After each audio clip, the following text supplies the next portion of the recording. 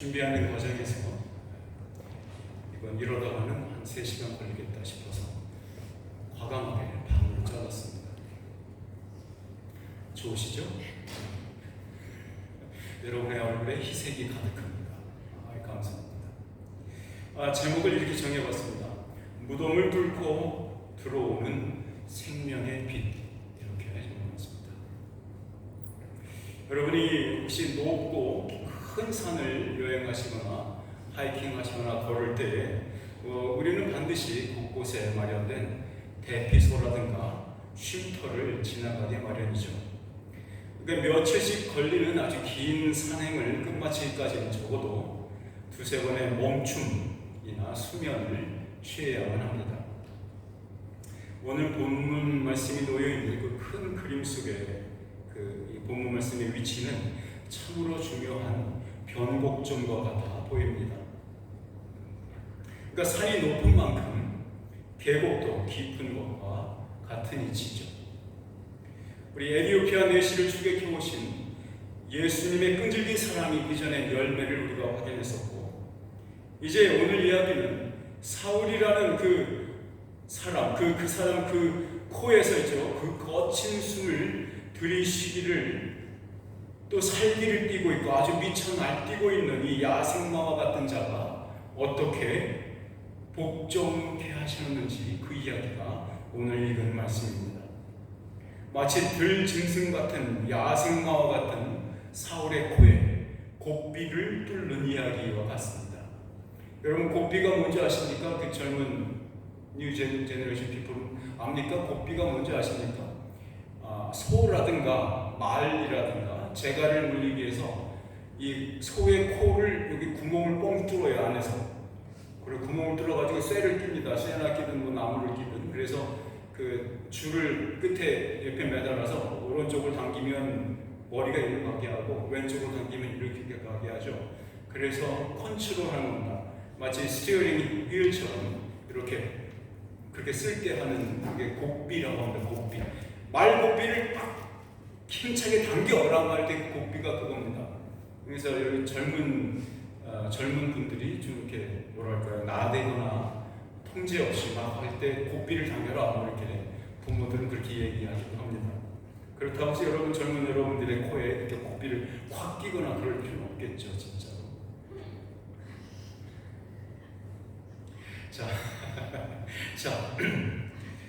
이 이야기를 우리는 이 이야기를 가지고 회심을 하고 구원을 얻는 백성의 표본과 같은 이야기로, 이그샘플로 이 이야기를 가지고 올 수는 없습니다. 왜냐하면 사울이 보았던 하나님의 임재의 빛이 그에게 확 노출되어서 예수를 믿었다거나 아니 사울이 보았던 그런 빛 때문에 예수를 믿고 구원받았다라고 하는 것은 굉장히 일반적이지 않은 경우입니다. 쉽지 않습니다. 그런 경우는 별로 찾아볼 수가 없어요. 그렇기 때문에 이것을 예수 믿는 자는 구원을 받을 때는 반드시 이러한 경험을 가져야 된다라고 말하기 어렵습니다. 그래서도 안 됩니다.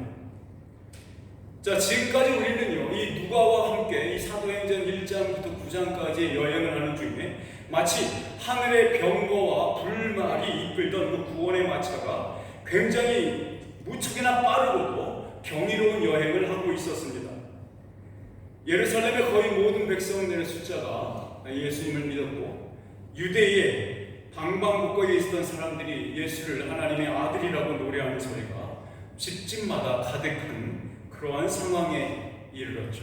너무도 경이롭고 너무도 아름다운 모습 아닙니까? 이제 구원의 복음은요, 이제 사마리아로 이르렀습니다.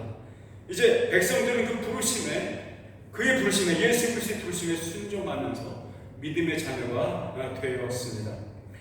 마치 이 사도행전의 저자인 누가는요, 굉장히 물살이 빠르게 흘러가고 있던 복음의 강물이 굉장히 빠르게 흘러가는 그 흐름을 잠시 멈추려는 듯 굽이치며 휘돌아내리는 그 강물의 속도를 늦추고 있습니다. 그 늦추기 위해서 사울이라는 인물이 여기에 등장합니다. 분명한 것은 이 사도행전을 기록한 누가가 이 사울이라는 인물이 앞으로 써 내려갈 유대와 이방 선교라는 그 위대한 서사를 소개하기 전에 마치 지금 숨 고르기를 하고 있는 모습과 같습니다. 본문은 다메섹의 유대인 그리스도인들을 체포하여서 압송하기 위해서 달려가던 사울이 예수님을 만났고, 아나니아라는 제자가 본 환상에 따라서 사울을 찾아가서 그 사울을 만나는 이야기가 오늘 본문의 이야기입니다. 지난번에 본 것처럼 땅 끝을 향해서 내다리기 시작한 그 복음의 경주, 그 신호탄이 에디오피아 내시가 구원받은 사건이라고 이야기 나눴죠. 이제 땅 끝을 향해 그 생명수의 강이 흘러가는 이야기가 본격적으로 시작하기에 앞서서 잠시 멈춤하고 있는 장면입니다. 전혀 새로운 선교의 마당이 열려지기 전에 한 인물, 사울이 이곳에 등장하고 있습니다. 참으로 경이롭고 놀라운 역사라는 무대 위에서 하나님이 일하고 계신다는 것을 발견하는 일은 오로지 그가 선택하신 사람들을 사용하신다는 것을 깨달을 때야만 가능합니다. 아마 우리 중 누구도 사울이 하나님의 부르심을 받은 것과 같은 방법으로 부름받은 사람은 없습니다. 그러나 한 개인, 또한 사울을 부르신 그 똑같으신 그분, 그 주 예수님의 음성을 듣고 반응함으로 구원을 받는다는 것은 우리 모두에게 동일하게 일어나는 사건이라는 것을 아시면 좋겠습니다. 하나님 아버지께서 자신의 그 아들 예수를 영원한 언약의 피로 무덤에서 이끌어내셨던 것과 동일하게 예수 그리스도는 우리를 흑암의 나라에서 죄와 사망의 족쇄에 매어있던 우리를 이끌어내셔서 자기의 피로 만드신 사랑의 아들의 나라로 옮기시는 것, 이것이 우리가 받은 구원입니다. 그러니까 아버지를 절대적으로 의존하셨던 이 아들 예수 그리스도가 하나님 아버지에 의해서 부활되셨듯이 예수는 아버지께서 자기에게 주신 백성들을 자기 자신과 연합시키는 방법으로 우리를 부활시키십니다. 예수 그리스도가 어떻게 부활하셨다고요? 아버지 하나님께서 예수 그리스도를 죽음에서 이끌어내셨던 것과 동일한 방법으로 예수 그리스도는 자기 아버지께서 자기에게 주신 백성들을 자기와 하나 되게 하는 연합하는 방법으로 우리에게 부활을, 자신이 이루어 놓으신 부활을, 자신이 아버지에 의해서 일어난, 죽음으로부터 일어난 그 부활을 우리에게 선물로 주고 계신다는 말입니다. 오늘 이야기는 한마디로 말하면 영적으로 가난했고 찌질했던 한 인생이 부요한 구원의 부활의 백성이 되는 이야기입니다. 이 말씀 속에서 여러분의 영혼이 그리스도와 함께 연합되어 있는 존재로 발견되는 놀라운 은혜가 우리 모두에게 임하기를 주 예수 그리스도 이름으로 축원합니다. 아멘. 오늘 우리가 다루는 이야기는요, 그 시작부터가 예사롭지 않습니다. 여기에 나오는 사울의 눈을 한번 보십시오. 사울의 눈이 완전히 돌아가 있습니다. 여러분 보통 말할 때 어떨 때 말합니까? 저는 눈이 돌았어.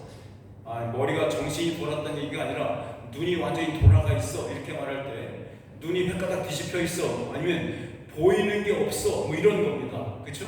어떤 하나에 확 딱 집혀가지고 말이죠, 그거 하나 이루려고 다른 거 못 보는 상황, 그런 걸 눈이 아주 뒤집혔어, 이렇게 표현하죠. 사울이 그렇습니다. 지금 이 어떤 공포 영화에서 말이죠, 광기 어린 연기를 하는 배우의 눈동자를 보신 적 있습니까?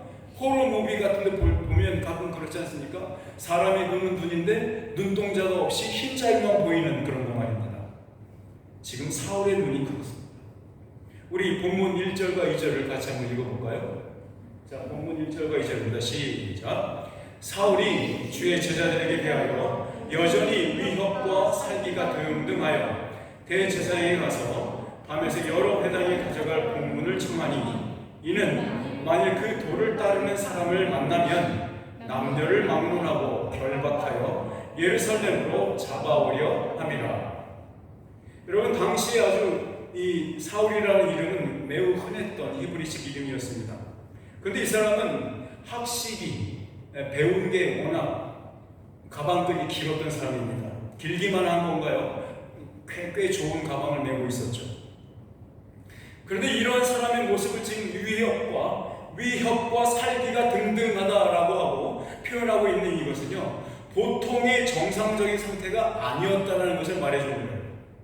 스데반을 돌로 쳐 죽인 일이 있고 나서부터 사울의 내면을 그나마 붙들고 있었던 그 인간성의 고삐가 완전히 풀려버린 것 같습니다. 누구도 그를 멈추게 할 수 없었어요.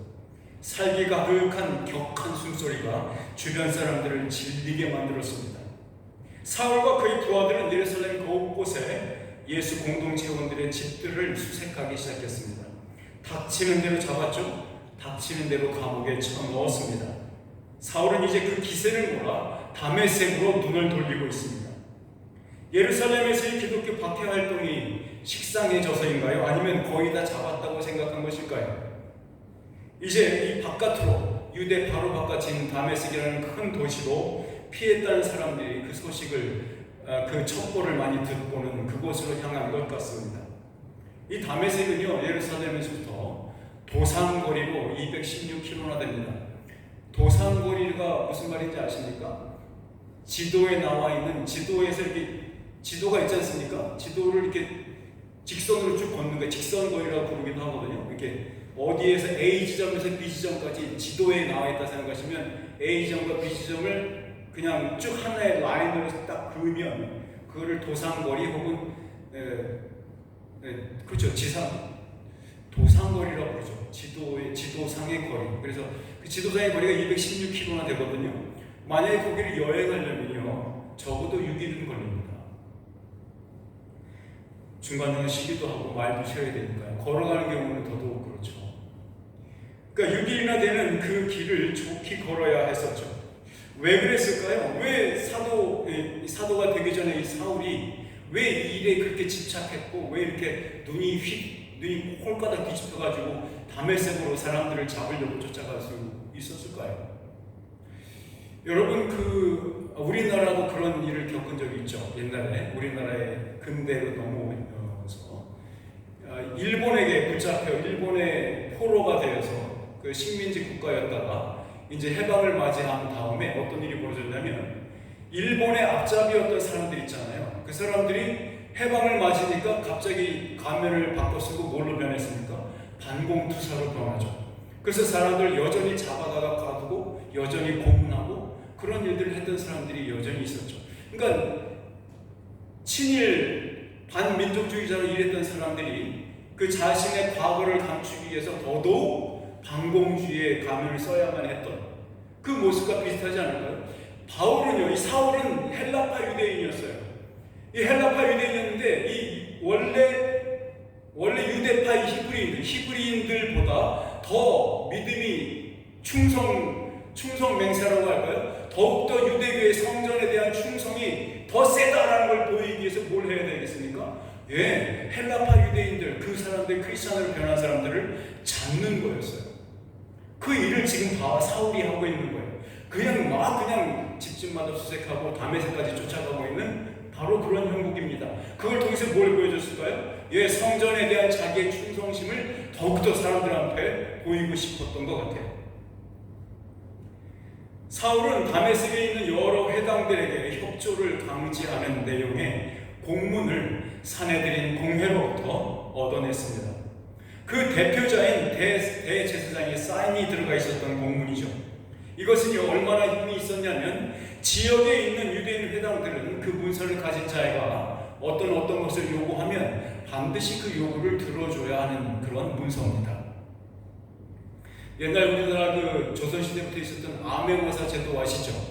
암행어사가 뭘 갖고 다닙니까? 품에? 뭐요? 마패도요, 그 말이 몇 마리가 그려져 있는가에 따라 다릅니다. 네, 5마리가 그려진 게 있고 4마리가 그려진 게 있고요, 3마리가 그려진 게 있습니다. 전 옛날에 민속촌에 소풍 갔다가, 민속촌 아세요? 포크빌리지라고 하는 용인에 있습니다, 한국에.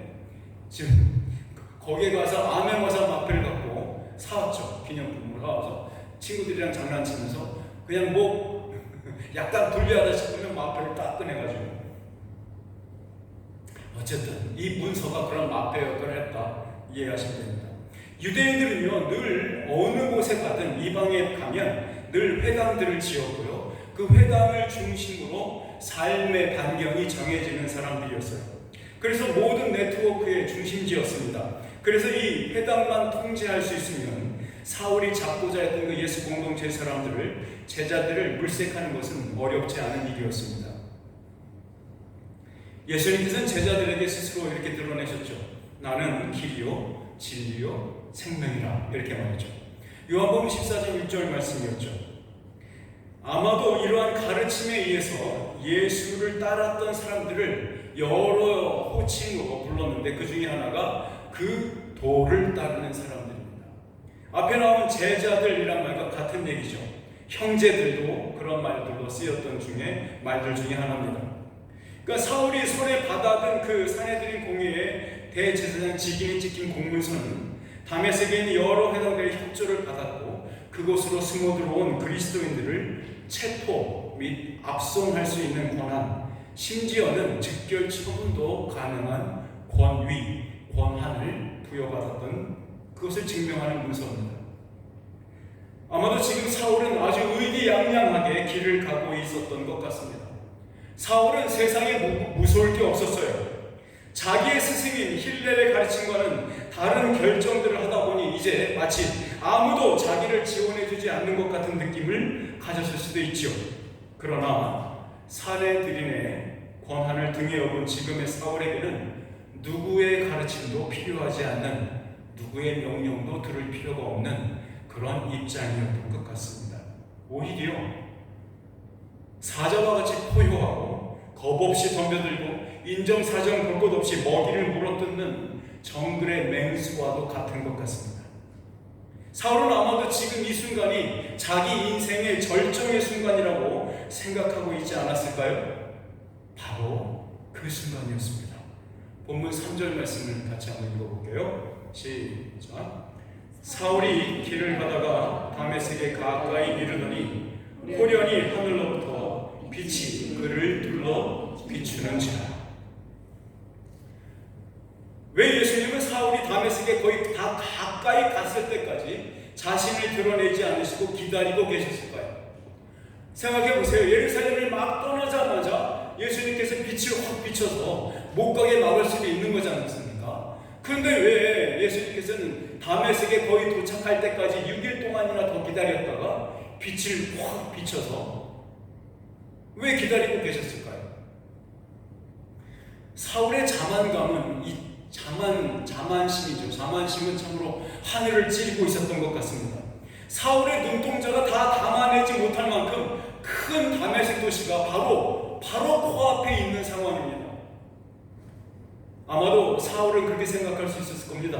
무방비의 먹이들을 그냥 가서 손만 뻗어서 턱 잡기만 하면 될 듯한 손쉬운 사냥감들이 여기저기 널려 있는 것 같은 바로 그곳에 거의 도착하는 상황과 같다고 표현하고 있죠. 사울의 악함과 무지가 극에 달아있는 모습입니다. 여러분, 그리스도인들을 죽이려고 하는 그 사울의 살기가 폭발 직전에 도달할 때까지 왜 예수님은 기다리고 계셨던 걸까요? 새벽이 오기 전에 암흑이 가장 짙다라고 말합니다. 사울로 하여금 핑계치 못하게 하시려는 듯 그 어떤 변명도 할 수 없도록 하심이었을까요? 여러분, 자신의 인생 내내 하나님께 대하여서 배워왔습니다. 자신이 갖고 있는 하나님을 향한 열심과 노력은 역설적이게도 하나님의 나라를 망가뜨리고 하나님의 나라를 폐하고 있었다는 것을 그는 몰랐었습니다. 여러분, 한 인간에게 있어서 가장 비참한 상황은 어떤 경우일까요? 여러분들의 인생 속에서 맞이할 수 있는 가장 피하고 싶은 가장 비참한 상황은 어떤 상황일까요? 분명한 것은 자신의 인생 내내 신봉에 하고 있던 그 신념, 자신이 누구인지를 당당히 드러내며 살 수 있었던 그 인생의 목표와 정체성이 무너지는 순간은 인간을 가장 비참하게 만들고 있지 않을까요? 또한 인간을 가장 비인간적으로 만드는 것은 폭력과 고문 같은 것임을 모르는 사람이 있었겠습니까? 사울이라는 사람은요, 보통 자존감이 높은 사람이 아니었습니다. 당대 최고의 학부인 다소대학을, 그것도 20세가 안 된 나이에 졸업했습니다. 그리고 역사적인 인물로 추앙받던 큰 랍비였던 힐렐의 제자 가말리엘에게서 배우는 영광을 누렸던 사람입니다. 사울은 그 인생 전체가 송두리째 하나님의 빛 앞에서 발가 벗겨지는 경험을 지금 하게 됩니다. 그는 숨을 곳도 없었습니다. 변명할 수도 더더욱 없었습니다. 그 거룩한 하나님의 빛 앞에서 서 있을 수 있는 피조물은 세상에 없습니다. 이런 이유로 인해서 구원을 경험하는 모든 존재는 죄와 사망에 묶였던 과거 때문에 하나님의 자비와 인애를 간구하는 것밖에는 더 무엇을 할 수 없는 전 존재적 무력감으로 슬퍼할 수밖에 없는 겁니다. 그럴 땐 사울의 눈과 귀가 갑자기 하늘로부터 내려오는 빛에 노출되고 말았습니다. 사울만이 아니었어요. 사울과 함께 가고 있는 동행들, 일행들이 모두 그 빛에 노출됩니다. 이 빛은 어떤 빛이었을까요? 해가 쨍쨍한 한낮에 전혀 다른 성질의 빛이 이 사울을 둘러 비치고 있습니다. 마치 핵폭탄이 만들어내는 빛을 여러분들이 미디어를 통해서 보신 적이 있을 겁니다. 밝은 대낮이에요. 근데 핵폭탄이 터졌어요. 너무도 엄청난 전혀 다른 빛이 발산되지 않습니까? 사울은 본 적 없던, 그러나 부인할 수 없는 그 하늘의 빛이 그의 영혼에 비쳤습니다. 그는 땅바닥에 곤두박질 치듯이 떨어져서 엎어지고 말았습니다. 우리 본문 4절 말씀을 같이 읽어볼까요? 시작. 땅에 엎드려져 들으니 소리가 있어 이르시되 사울아 사울아 네가 어찌하여 나를 박해하느냐 하시니, 외부로부터의 충격으로 떨어져 넘어진 것인지 아니면 범접할 수 없는 어떤 그 거룩함 앞에 그냥 납작 엎드려져 버린 건지 둘 다일 수도 있습니다. 그런데 그 빛만이 사울을 엎드려지게 만든 것은 아니었습니다. 그 빛 속에서 말소리가 들립니다. 하늘로부터 발현된 그 빛 속에서 나는 그 소리는 뭐라고 부릅니까? 사울아 사울아. 아주 다정다감한 목소리였던 것 같습니다. 예수님께서는 의도적으로 이러한 상황을 만들고 계시는 것 같지 않습니까? 얼마 전 자기의 눈앞에서 유대인들의 돌에 맞아 죽어가고 있던 그 스데반의 얼굴에 비쳤던, 그 스데반의 얼굴이 표현해냈던 하나님의 영광의 빛, 천사들의 찬양 소리를 이 사울은 경험했지 않았습니까? 근데 그 빛이 자기 앞에 드러나고 있는 겁니다. 사랑하는 여러분, 우리에게 빛이 비치는 것은 구원의 빛이 비쳐서 예수 그리스도가 누구인지, 하나님의 누구인지 알게 되는 그 구원의 세상에 들어오는 그 엔트런스 도어는 여러분과 우리 모두에게도, 이 사울과 같은 모두에게도 빛으로 시작됩니다. 예수님께서 십자가에 죽으신 것은 자신들의 백성들을 핍박하고 죽이고 있는 이 사울이라는 짐승과도 같은 자를 위해서도 예수님은 죽으셨던 것입니다. 하나님의 부르심은 우리 인생들에게 언제 나타날지 혹은 어디서일지 우리가 도무지 알 수 없는 하나님의 신비에 해당합니다. 신적인 행동이기 때문에 그렇습니다. 그러므로 여러분, 희망을 잃지 마십시오.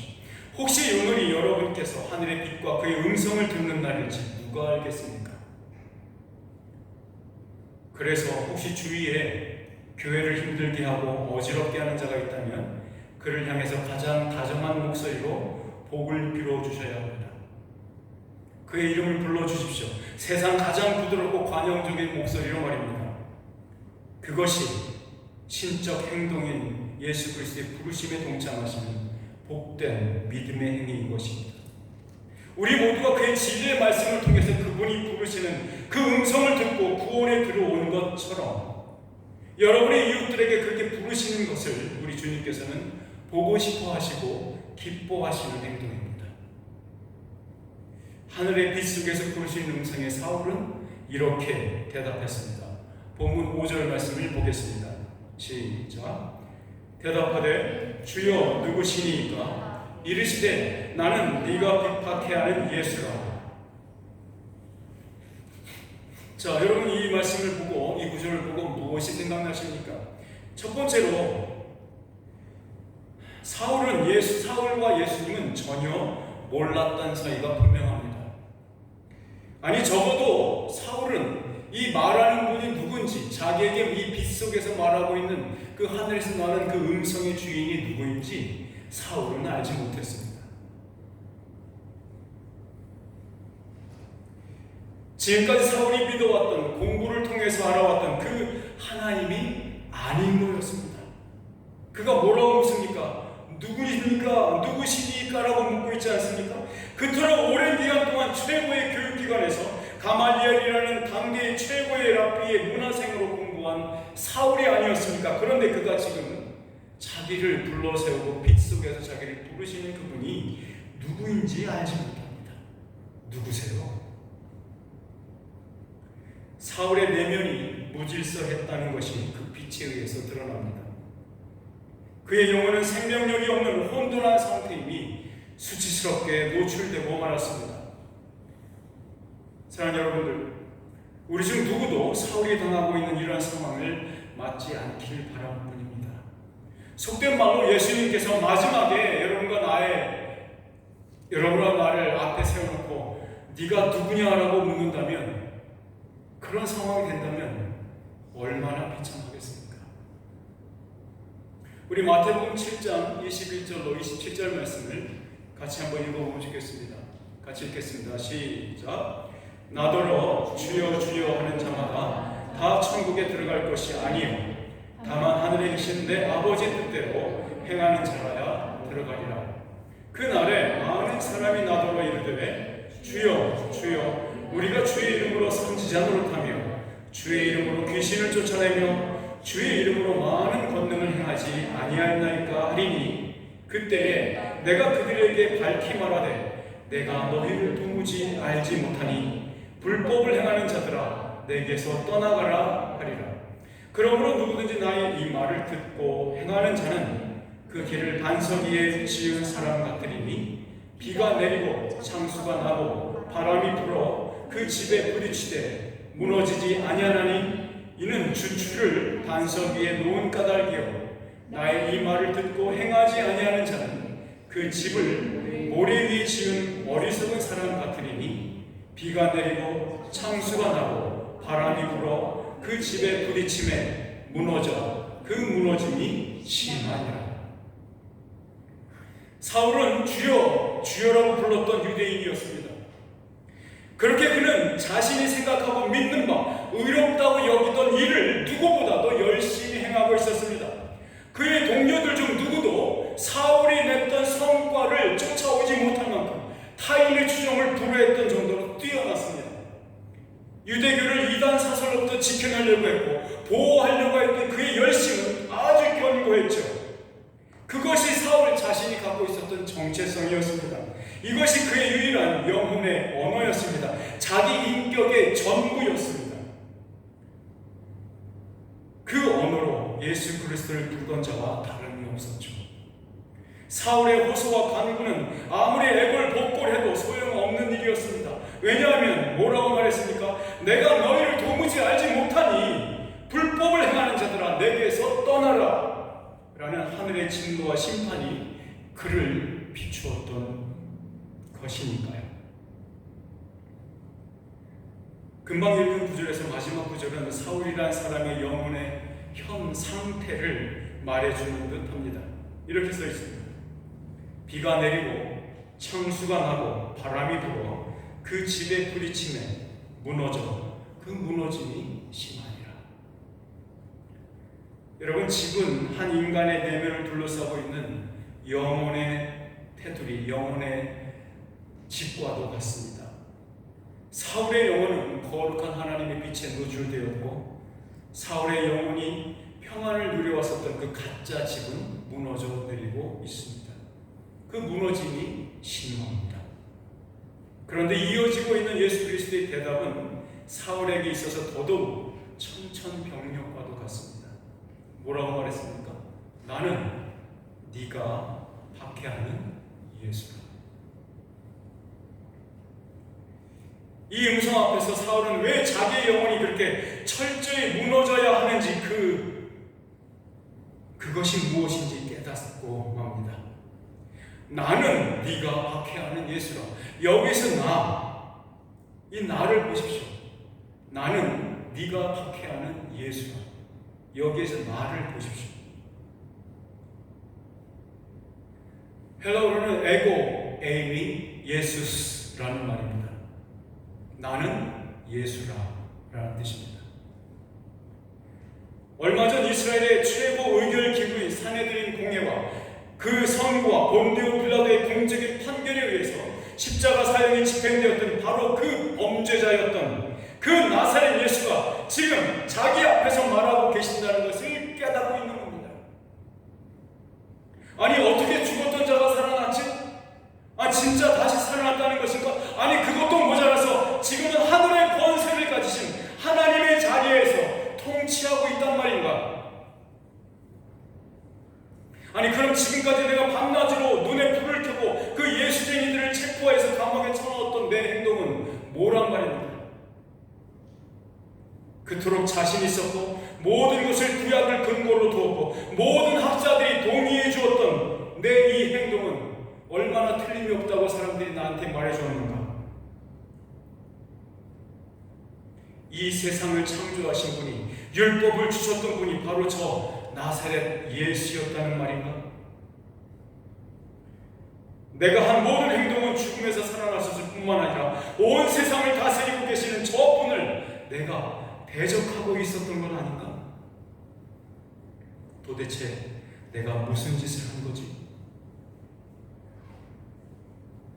예수님 앞에선 사울의 영혼은 산산이 깨지고 있었습니다. 박살이 났습니다. 창조자를 거부하는 자의 마지막이 어떤 모습일 것인가에 대해서는 누구보다 잘 알고 있었던 사울의 영혼은 이 대답 앞에서 산산이 깨어지고 있습니다.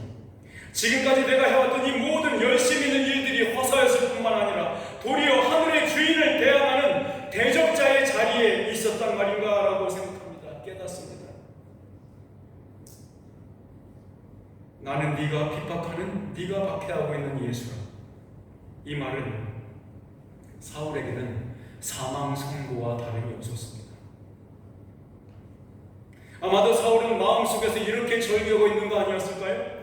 이것은 회복할 길도 없고 내 영혼이 죽음으로도 갚지 못할 큰 죄악이 아닌가? 도무지 내 안에 어떤 소망도 남아있지 않구나. 이 버러지 같은 내가 어찌 살아계신 만물의 주인 앞에서 설 수 있단 말인가? 하늘의 해여 나를 저주하라. 땅이 티끌들여 내 머리를 덮는 죄가 되어라. 아무리 다정다감하고 애정어린 목소리로 말씀하셨다고 생각해봐도 사울이 경험했을 것은 다름 아니라 칠흑 같은 어둠이었을 것입니다. 예수가 없는 영혼들에게는 반드시 다가올 엄혹한 심판의 모습입니다. 사울은 시간이 지난 후에 이 일에 대해서 아주 보편적인 언어로 이 상황을 묘사했던 적이 있습니다. 에베소서 2장 1절에서 3절 말씀을 같이 한번 읽어봅시다. 시작. 그는 허물과 죄로 죽었던 너희를 살리셨도다. 그때 너희는 그 가운데서 행하여 이 세상 풍조를 따르고 공중의 권세 잡은 자를 따랐으니 곧 지금 불순종의 아들들 가운데서 역사하는 영이라. 전에는 우리도 다 그 가운데서 우리 육체의 욕심을 따라 지내며 육체와 마음이 원하는 것을 하여 다른 이들과 같이 본질상 진노의 자녀이었더니. 우리 중 누구도 이것이 우리의 과거였을 리 없다고 부정할 자가 없습니다. 혹시라도 그렇게 생각이 드신다면 그것은 당신이 아직 주님이 모르는 사람이기 때문입니다. 그러므로 아직 늦지 않았습니다. 사울이 나사렛 예수를 향해서 적대감을 가질 수밖에 없었던 것은 그의 본질이 진노의 자녀 중 한 사람이었기 때문입니다. 할 수 있었던 것은 그저 죄의 종로로 타는 것뿐이었습니다. 사울이 하나님의 집으로 상징된 그 성전은 마음껏 드나들 수 있었죠. 그러나 하나님의 마음을 전혀 깨달을 수도 없었고 지성소의 문고리도 잡아볼 수 없었습니다. 그러므로 거기에 하나님의 마음에 하나님의 열심에 순종할 수도 없었죠. 이것이 바로 예수 그리스도를 만나지 못하는 모든 사람의 운명입니다. 무능력합니다. 무지합니다. 악합니다. 더군다나 창조주 하나님께 해를 입힌 것이기에 인간으로서는 그것을 배상할 조차 없습니다. 아니, 죄인인 것 자체를 인식하지 못하는 지성의 구조와도 케오스입니다. 그냥 혼란 상태입니다. 나는 네가 핍박하는 예수라. 왜 예수님께서는 스스로를 박해당하는 자들과 동일시하고 있는 걸까요? 사울은 전혀 이해가 안 됩니다. 자신은 한 번도 예수를 직접 체포하려 했거나 투옥시키려 한 적이 없었으니까요. 사울의 전생의 동안에 이해해왔던 것은 인간의 악함이나 행위가 창조주에게는 어떤 영향도 끼치지 못할 뿐만 아니라 혹은 그것이 하늘 통치자의 주인 되심을 망가뜨리지 못한다는 유대교의 가르침 뿐이었습니다. 그런 그에게 하나님이신 분이 사람으로 사람의 모양으로 세상에 들어오셨다는 것을 꿈에도 상상하지 못했겠죠. 성육신, 인카네이션입니다. 사울은 꿈에도 생각지 못했던 하나님의 비밀이었습니다. 그런데 이 죽었다가 살아나시니 나사렛 예수께서 지금 하고 계시는 말은 사울이 이해할 수 있는 언어가 아니었어요. 창조자와 피조물이 어떻게 이렇게 연합할 수 있냐 하는 것은 꿈에도 생각하지 못했던 것입니다. 선지자들이 메시아 예언을 통해서 아주 흐릿한 계시 빛들이 주어졌죠. 그러나 그것들을 유대교는 온통 곡해했고 왜곡된 해석만 내렸을 뿐입니다. 그것만을 배워왔기 때문입니다. 예수님께서 이에 대해서 언급하셨던 일이 있었죠. 요한복음 5장 39절에서 42절 말씀입니다. 같이 한번 읽어볼까요? 시작.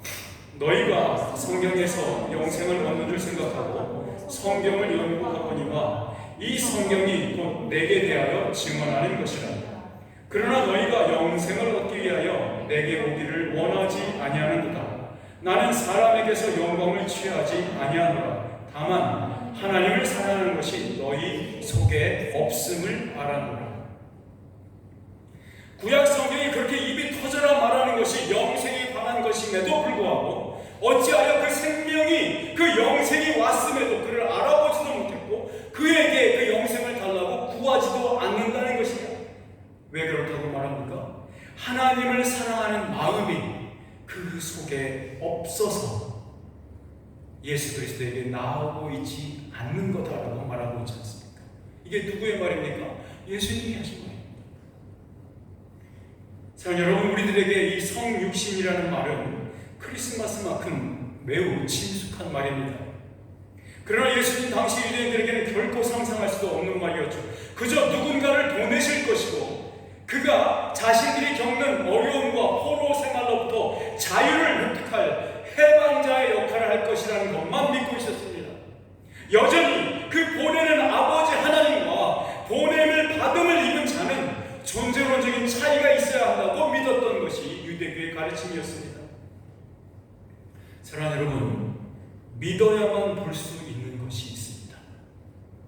그래서 믿음은 신령한 것을 보게 하는 눈이라고 말할 수 있습니다. 우리가 자주 사용하는 말 속에 구원관, 세계관, 직관이라는 말들이 있습니다. 거기에 공통적으로 들어가는 무슨 관이라는 말이 바로 눈을 의미하는 것입니다. 창조 하나님과 피조물 사이의 차이만을 강조하여 믿어온 유대교의 관점은 성전을 허락하신 이유도 율법을 주신 목적도 곡해하게 만들었습니다. 옛 성전의 유통기한이 다 끝나고 예수가 친히 새 성전이 되어서 그 백성들에게 자기의 생명을 주시고자 그들을 자기의 인격에 묶어서 연합시키셨습니다. 자신의 백성과 함께 있고 싶으셨던 하나님의 마음은 이 일로 인하여 더할 나위 없이 만족하게 되었습니다. 사울이 나사렛 예수가 바로 하나님과 그의 백성을 하나로 연합시키시는 새 세상을 여셨다는 그 사실을 그의 음성을 통해서 확인하게 되었을 때 사울의 영혼은 어땠을까요? 나는 네가 박해하는 예수라. 우리는 이 사울이 한순간에 이 모든 사실들을 이해했으리라고는 볼 수 없습니다. 지금 그는 철저한 죽음의 자리에 던져진 것 같습니다. 누구의 혹은 외부의 도움이 없이는 전혀 정리될 수 없는 그런 소망이 없는 절망적인 시간일 뿐입니다. 놀라운 것은 우리 구원의 백성이 된 우리 모두도 이와 똑같은 과정을 모두 거친다는 것입니다. 매 순간 우리가 구원받았는지를 확인하는 과정도 똑같은 절차를 밟습니다. 죄에 대한 슬픔과 회개와 회심을 통해서 다시 구원의 자리로 나아가는 것 말입니다. 우리가 죽음의 자리에 내려감 없이는 하늘 성소에 담대히 들어갈 수 있는 그 담력을 가질 수 없는 겁니다. 이것은 예수님 자신도 예외가 아니었습니다. 그가 죽으시고 매장됨으로써 땅 아래에 묻히지 않으셨다면 우리에게는 부활도 승천도 하늘 성소에서 일하심을 보는 기회도 없었을 것입니다. 옛 사울의 영혼은 죽었습니다. 그렇게 3일 동안 사울은 구약 성경 여기저기를 생각 속에서 살펴보았을 것입니다. 우리 본문 말씀 8절에서 9절 말씀을 읽어봅시다. 시작. 사울이 땅에서 일어나 눈은 떴으나 아무것도 보지 못하고 사람의 손에 끌려 다메섹으로 들어가서 사흘 동안 보지 못하고 먹지도 마시지도 아니하니라. 사울의 내면의 상태의 깊은 곳에서 일어나고 있는 변화가 묘사되었습니다. 연상되는 것 없습니까? 3일 동안 큰 물고기의 뱃속에 있었던 요나의 표적을 연상시키는 사건입니다. 그 표적 그대로 무덤 속에 계셨던 예수님의 죽음 후의 3일도 생각납니다. 사도 바울은 이 경험을 자신의 사도성을 더욱더 강화시키고 확신시키기 위해서 여러 번 수차례에 걸쳐서 이 일을 이야기하고 있습니다. 사도행전 22장도 26장도 기록되어 있습니다. 사울이 갖게 된 그 구원 계시의 전망 속에서 우리도 동일한 고백을 할 수 있습니다. 사랑하는 여러분, 사울이 이러한 경험을 통해서 그리스도의 고난에 동참하여서 그가 만드신 구원에 참여할 수 있었던 것 똑같이 우리도 동일하게 그 구원에 참여할 수 있습니다. 그 구원으로 우리에게 부르시고 계십니다. 사울아, 사울아고 부르셨던 것처럼 지금 예수님께서 여러분의 이름을 누구야, 누구야라고 부르고 계십니다. 우리는 늘 예수 그리스도를 실망시키시고 우리는 늘 예수님을 참으로 힘없는 자로 만드는데 우리는 참 능력이 출중하죠. 예수 믿는 자가 저래? 왜 예수 믿는 자가 아직 인품이 저렇지? 왜 예수 믿는 자가 아직도 저렇게 성품이 예수님은 전혀 빼닮지 못하고 있지? 우리는 늘 예수님을 실망시킵니다. 그러나 예수님은 지금도 부르고 계십니다. 여러분의 이름을 하나하나 부르고 계십니다. 네가 핍박하는, 네가 박해하는 예수다. 사랑하는 여러분, 오늘도 다정다감하게 말씀 속에서 빛 속에서 그 음성으로 부르시는 예수님의 음성에 화답하시고 응답하시고 회개하시고 주님의 구원에 동참하는 복이 있는 자녀들 되기를 주님의 이름으로 축원합니다. 기도하겠습니다. 사랑하신 아버지 하나님, 우리가 주님 앞에 꿇어 엎드립니다. 주의 빛과 주의 음성에 엎드러져 쓰러집니다.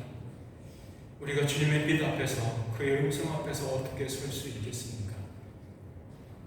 여전히 우리를 부르시는 다정다감한 그 목소리에 우리가 반응하게 하시고 아바 아버지라고 부르며 아버지 앞에 달려나갈 수 있도록 담대함을 허락하여 주시옵소서. 우리에게 주신 예수 그리스도의 피를 힘입어 영원한 언약의 피를 힘입어 우리도 주님과 함께 부활에 참여할 수 있도록 은혜 베풀어 주시옵소서. 예수 그리스도 이름으로 기도드리옵나이다.